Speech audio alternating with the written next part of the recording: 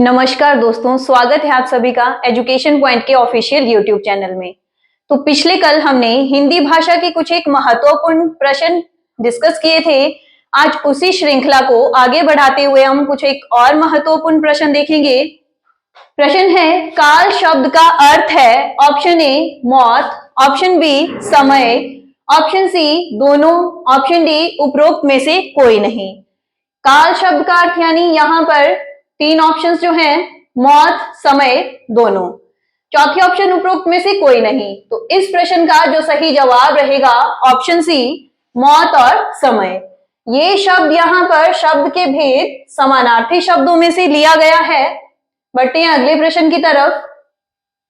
तुम्हें आज रात पार्टी में रुकना ही होगा, वाक्य में प्रयुक्त निपात का प्रकार बताएं। निपात का प्रकार बताने से पहले निपात क्या होते हैं? दिए गए वाक्यों में वे शब्द जिनमें वाक्य में बल बोध हो या वाक्य में जिन शब्दों के ये लगे कि वाक्य में प्रभाव पड़ रहा है, वे शब्द निपात कहलाते हैं। चार ऑप्शंस हैं, बल बोधक, निषेधात्मक, आदर सूचक, विस्मयादि बोधक। तो इस प्रश्न का जो सही जवाब रहेगा ऑप्शन ए, बल बोधक। और पूछा जाए कि इस वाक्य में निपात शब्द कौन सा है? निपात शब्द होगा ही। बढ़ते हैं अगले प्रश्न की तरफ।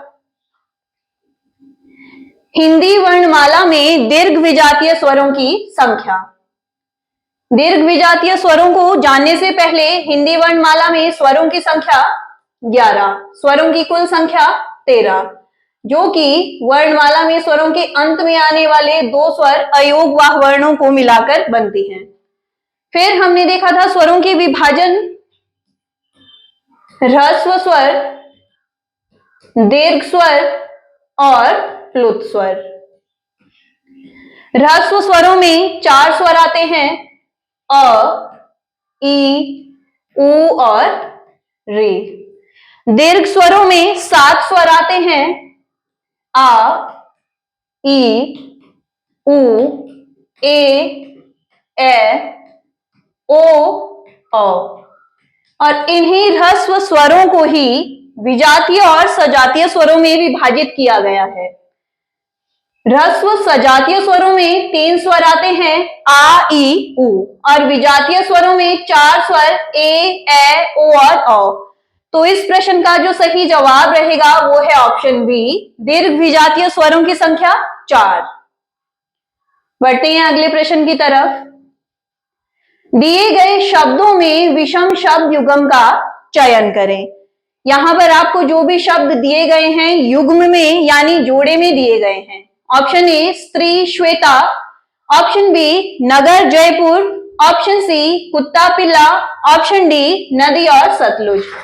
तो ऑप्शन ए, ऑप्शन बी और ऑप्शन सी, इन तीनों ही ऑप्शंस में जो आपके पास पहला शब्द है वो जातिवाचक संज्ञा के अंतर्गत आ रहा है।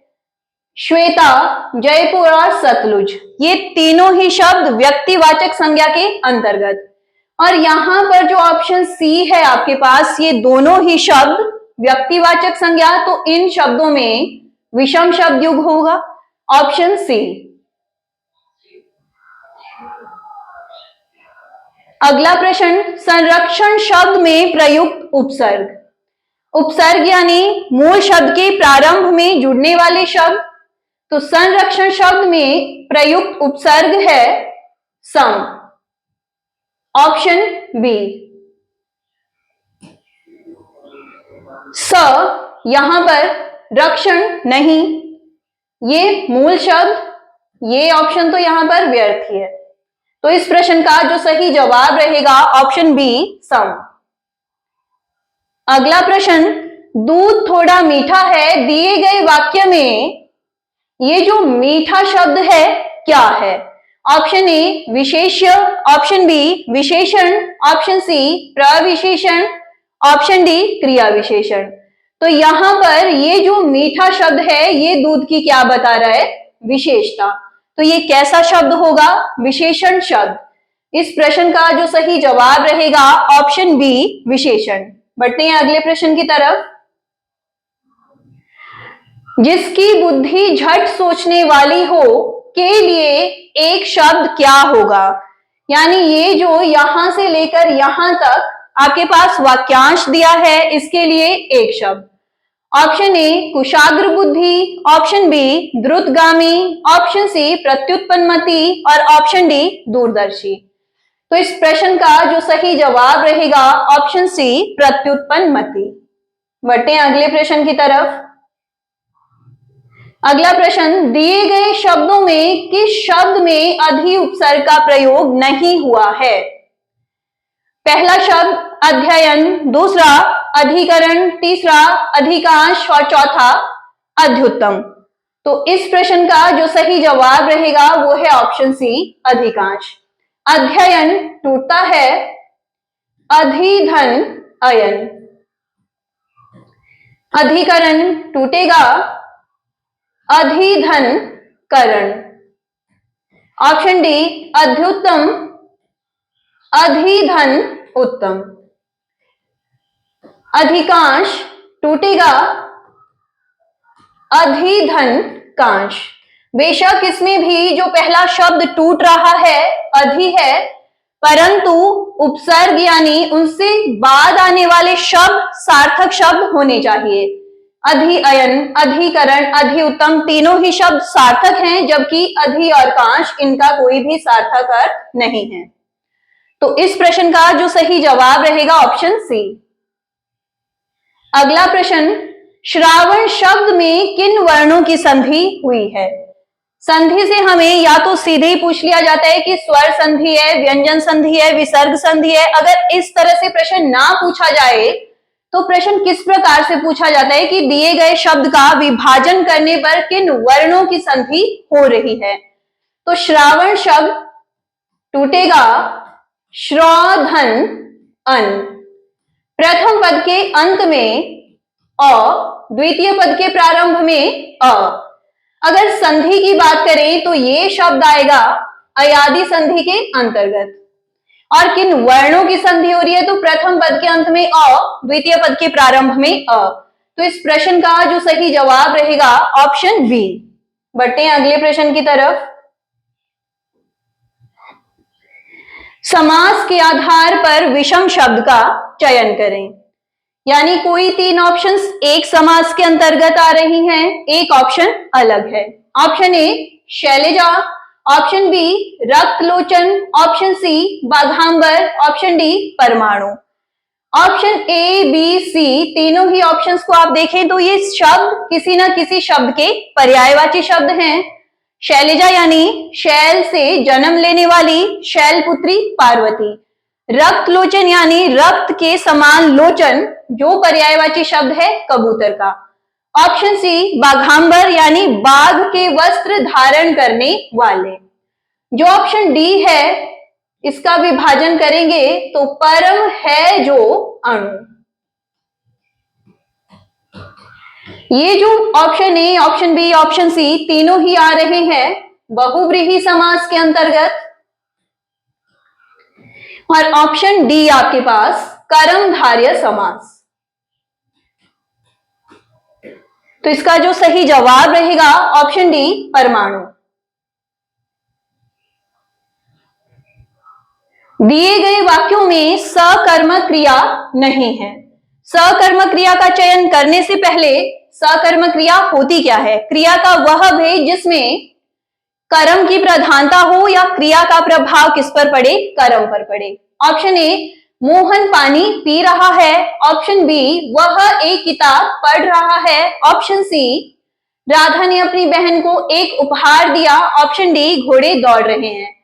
तो ये option A, option B, option C तीनों ही ऑप्शंस कैसी क्रियाएं हैं? सकर्मक क्रियाएं। क्रिया किस पे हो रही है? पानी। दूसरा क्रिया हो रही है किताब पे, तीसरा उपहार। ये तीनों ही क्रियाएं सकर्मक क्रिया हैं। चौथी ऑप्शन घोड़े दौड़ रहे हैं, इसमें क्रिया बेशक हो रही है दौड़ना, पर प्रभाव कर्ता पे। तो जहां पर क्रिया का प्रभाव पड़े कर्ता पर, क्रिया होती है अकर्मक। तो इस प्रश्न का जो सही जवाब रहेगा ऑप्शन डी। दोहा के विषम छंद में कितनी मात्राएं होती हैं? तो दोहा एक अर्धमात्रिक समछंद है जिसमें 4 चरण होते हैं, समचरण और विषम चरण। सम यानी दूसरा और चौथा, विषम यानी पहला और तीसरा। तो इसके विषम छंद में 13-13 मात्राएं तथा सम छंद में 11-11 मात्राएं। तो इस प्रश्न का जो सही जवाब रहेगा ऑप्शन बी, दोहा के विषम छंद में 13-13 मात्राएं। विकार के आधार पर क्रिया विशेषण किस प्रकार का शब्द है? विकार के आधार पर पहले तो आपको यह पता होना चाहिए कि विकार के आधार पर कितने भेदों में बांटा गया है, कौन कौन से इसके प्रकार हैं। विकारी और अविकारी। विकारी शब्द जिनमें परिवर्तन आ जाए, परिवर्तन का आधार है लिंग, वचन, कारक और काल। अविकारी जिनमें कोई परिवर्तन न आए। तो क्रिया विशेषण शब्द आता है अविकारी शब्दों के अंतर्गत। ये जो ऑप्शन सी और ऑप्शन डी हैं, ये अर्थ के आधार पर शब्दों के भेद हैं। तो इस प्रश्न का जो सही जवाब रहेगा ऑप्शन बी, अविकारी शब्द।